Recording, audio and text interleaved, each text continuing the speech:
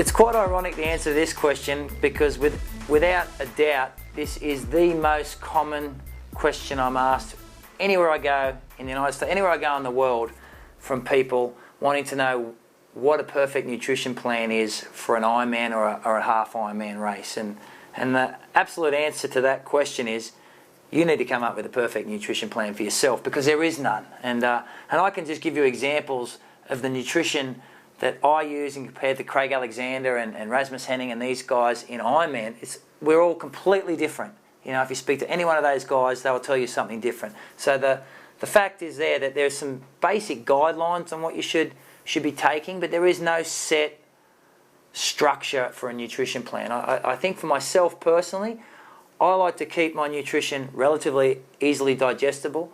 I keep the sugars very, very simple. I want to make it very, very easy for my body to get those carbohydrates in, absorb them across the stomach wall, so I don't tend to use the bars in races like the Cliff Bar or that. I tend to always stick with shots and liquid food.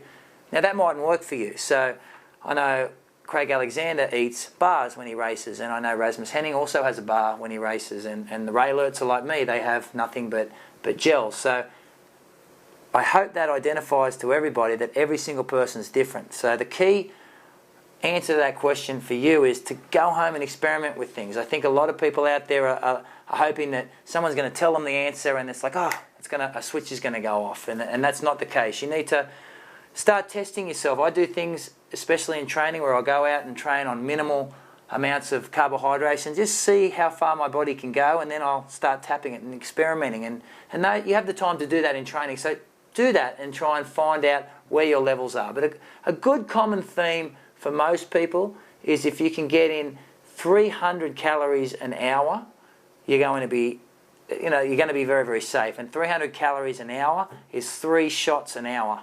And some people need more than that.